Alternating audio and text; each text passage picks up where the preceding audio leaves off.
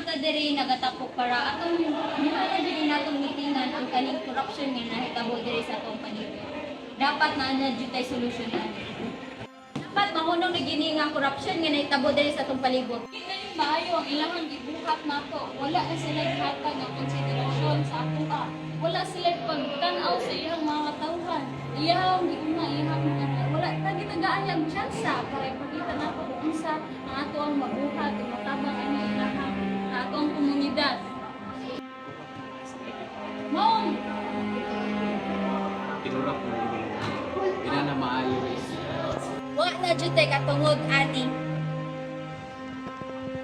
kita siya pangurap kanya pamilya ako ito.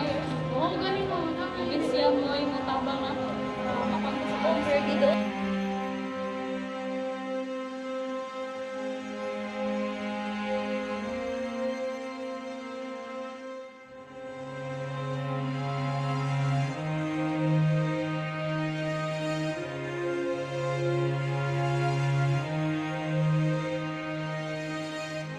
Good evening, citizens of our beloved city. I stand before you today with a heavy heart and a deep sense of remorse. Recent events have brought to light instances of corruption within our city government that have deeply shaken the trust and faith you have placed in me and my administration. I know that actions speak louder than words, and I understand that rebuilding trust will take time.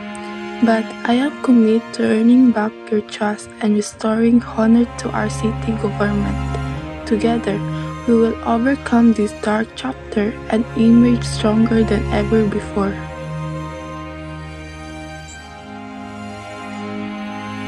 Kinahanglan nga makamatno na siya sa iyahang mga nabuhat na sayop ug unta iyahan na lang daay gi-follow ang mga promises nga iyahang gibilin nato